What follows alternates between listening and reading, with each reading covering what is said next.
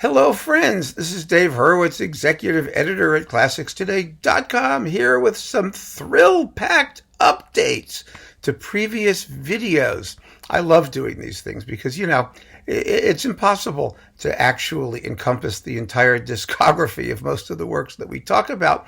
And even with me, I find recordings I forgot to mention. You talk about some of them in the comments, and I think you're right. I should have mentioned some of them. And first off, since it may be in recent memory for most of us, I want to talk a little bit more about Stravinsky's Petrushka, the fabulous, wonderful ballet with the dismal ending. I got some wonderful comments from some of you saying that the ending is really marvelous and it's terrific and it's fabulous because it so beautifully suits the story. And it does. There's no question about that. It works wonderfully in the theater. But when you listen to Petrushka on a disc, you're not in the theater.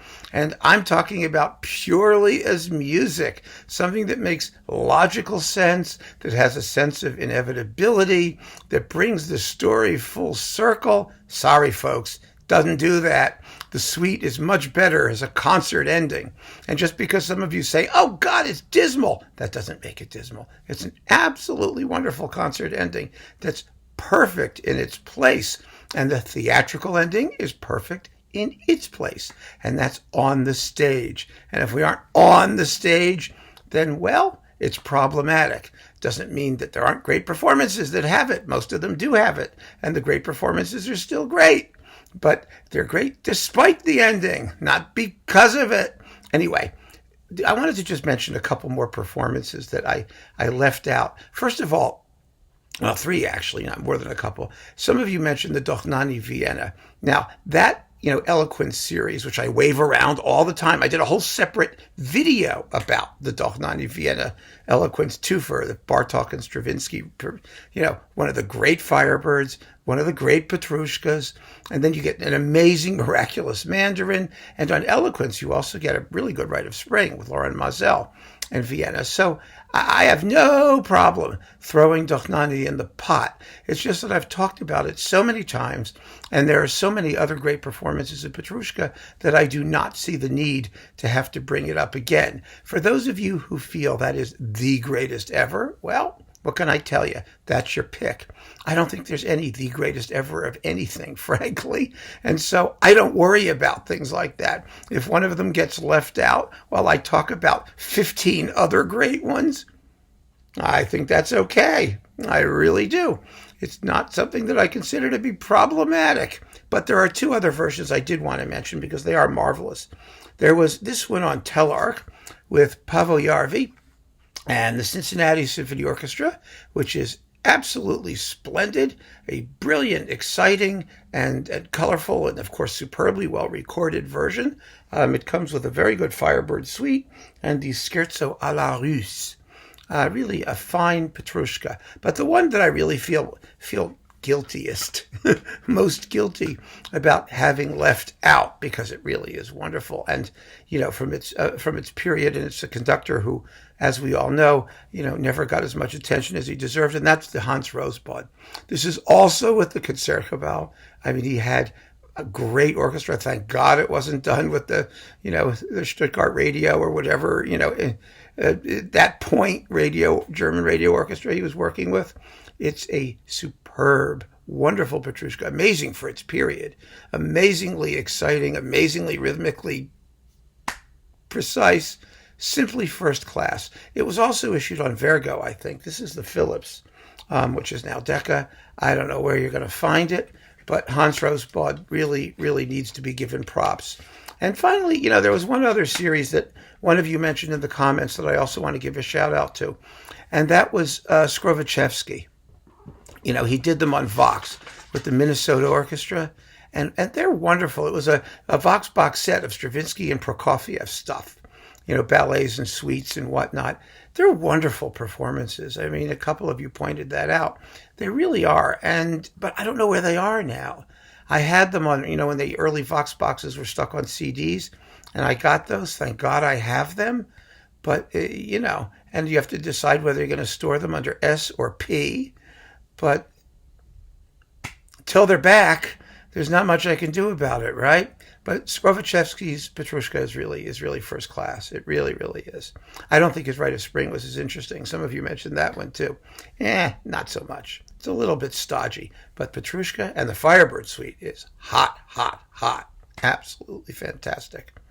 Absolutely first rate. So that is Stravinsky. Now, I wanted to just talk about a marketing phenomenon here. This has to do with Beethoven cycles. One of my favorite Beethoven cycles is, the Blomstedt Staatskapelle Dresden. And that was originally issued on Berlin Classics, but then it was reissued a million different ways. I mean, it was on Brilliant Classics and Berlin Classics and a few other things. Super budget. It was available at everything from, like hundreds of dollars in Japan to like 25 cents everywhere else. However, Berlin Classics has remastered the series on 5 CDs, and it's really kind of clever what they did, because what are they supposed to do when everyone has issued this thing for decades and sold it for nothing? It's really an interesting question, isn't it? Well, here is one clever answer. You do some original photographs and packaging. Look at this. I mean, look at this young guy on the cover. I mean, you'd never know he's like 95 and barely moving, would you? But here it is. And it looks like a brand new Beethoven cycle, doesn't it? With this young guy. I mean, I guess the sideburns are kind of 70s, and the turtleneck sweater, maybe that gives it away a little bit. You know what I mean? But what a clever thing to do. But they're selling it for like $50. It's very expensive. You can get the same thing on Berlin Classics for like $9.95. And, people talk about remastering this and remastering that. And please. I mean, come on. We're in the digital era. How do you remaster a digit? I'm not saying you can't, or that they don't, or that there aren't, versions, on SACD sometimes, or Blu-ray, or things that actually do sound better, where they've improved the sound with loving care. It can happen. It sometimes does happen. But, the original recordings always sounded well, although I think on one issue the channels were reversed, which doesn't bother me at all. You just listen like this, and then they switch back the other way. Please hang yourself upside down and you're in business, right? Or switch your speakers around. Anyway, here we've got the Blomstedt Beethoven cycle on Berlin Classics, as if new for the Beethoven year, as if we don't have enough Beethoven cycles popping up. And here is another one where we see much the same effort, although the photo is a black and white. But still, the Quitans, whatever his name is. Here it is. Here it is with the Berlin. Let me hold it this way. There we go, on Erato. Because now it's on Erato. Back in the day it was on EMI. And we all knew it was on EMI. It was on Seraphim. It was a super budgie thing. With the Berlin Philharmonic. Some people swear by this cycle. I think it's very good, but not fabulous personally. But it's very, very good. And he was a wonderful conductor. And he also looks like a rather young man, given the fact that he's been dead for 30 years, It's pretty good. So here we have another brand new Beethoven cycle. And this one is cheap. This sells for like $10. It's $20. Very inexpensive. And you get a lot of overtures. And if you like him, and if you like this cycle, it was the first major Berlin Philharmonic Beethoven cycle. It was not Karajan. And, it's available. And it has a new lease on life for the Beethoven year. Next, Mozart. Remember, we did a talk on Mozart's wind music, and particularly the Gran Partita. I have to mention a new recording. I absolutely must, because we have this absolutely stunning recording on Bis of the Gran Partita. This is a new one with the members of the Amsterdam Concertgebouw. Now, as we know, the Concertgebouw is one of the great wind sections in the history of mankind. And boy, does they sound it here. It is glorious. It also comes with a coupling, Beethoven's 8 variations on La Ci darem la mano from Don Giovanni, and arranged for, 2 oboes and an English horn. Is that how Beethoven wrote it? I don't even remember. Without Opus 20. Yes, he did, I believe. And it's just delicious. Absolutely delicious on Bis with the Amsterdam Concertgebouw winds. If you are a Mozart wind guy, you are really going to want to hear this. There's no question about it. Now, where were we? Oh, yes. Chopin. Remember Chopin? All the Chopin, my ideal list of Chopin. Jed had pointed out that he was particularly fond, and I agree with him 100%, of the Chopin recordings by Juana Zayas on Music and Arts. And I went back and got them. Here they are. Juana Zayas. I wrote to Music and Arts and said, are these still available? I mean, do they even exist anymore? I don't know, because I have them in their earliest incarnations, but I hadn't seen them in years. I don't see them on Amazon. Apparently, there are only limited quantities left. I'm taking them out of their booklets.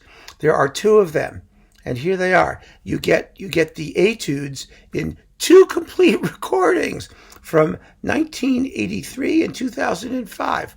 Now, personally, I would have preferred if Madame Zayas, who's a great pianist, I actually saw her do a sort of live in-home recital in a very small apartment with a bunch of people all crammed in, and she was great. She was absolutely great. She did Liszt and Chopin and some other people. But anyway, a wonderful artist, and these are fabulous versions of the etudes, and you get 2 complete sets of them.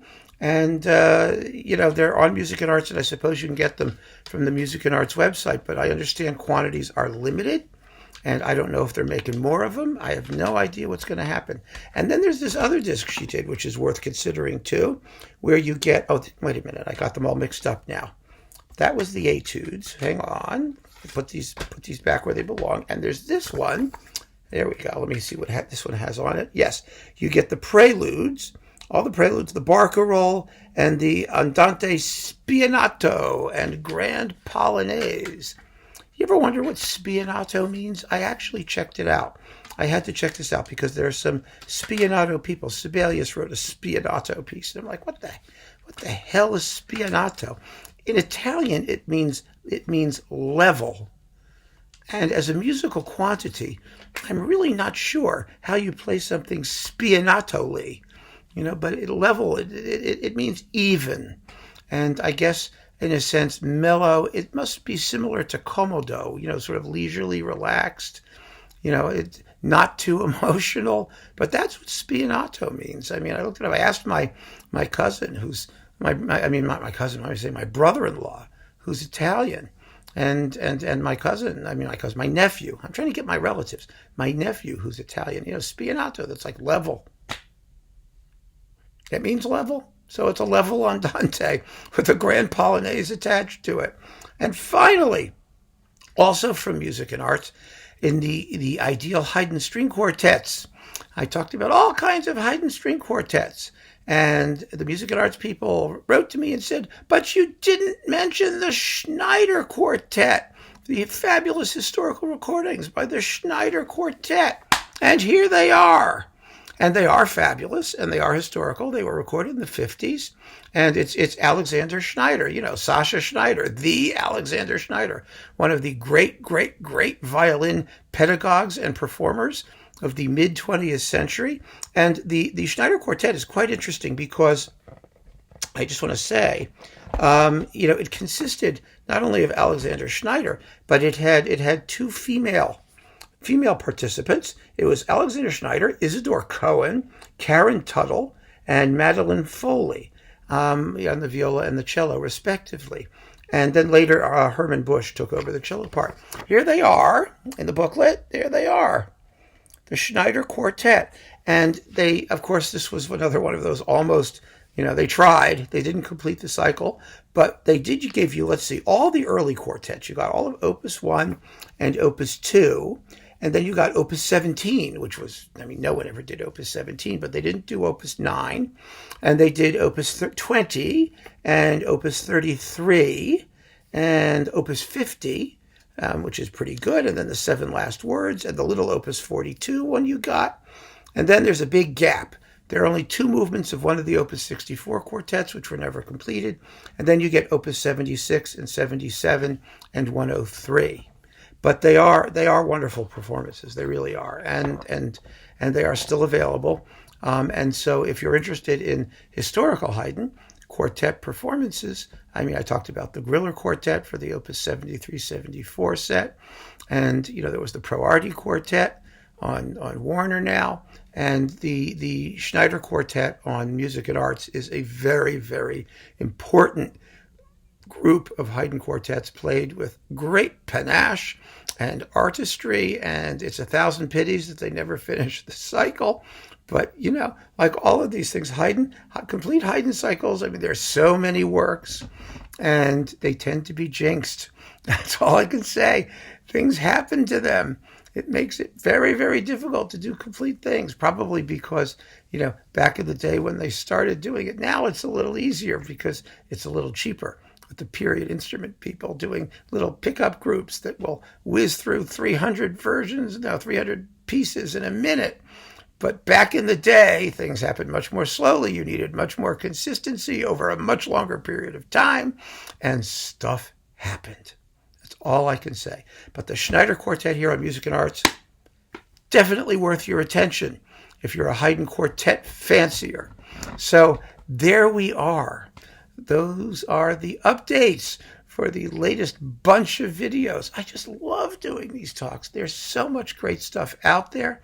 And I hope that this, satisfied some of you who mentioned things that I omitted and gave you some additional material to go out and blow your money on. In any case, that's another reason that we should all keep on listening. So thank you for joining me, and take care.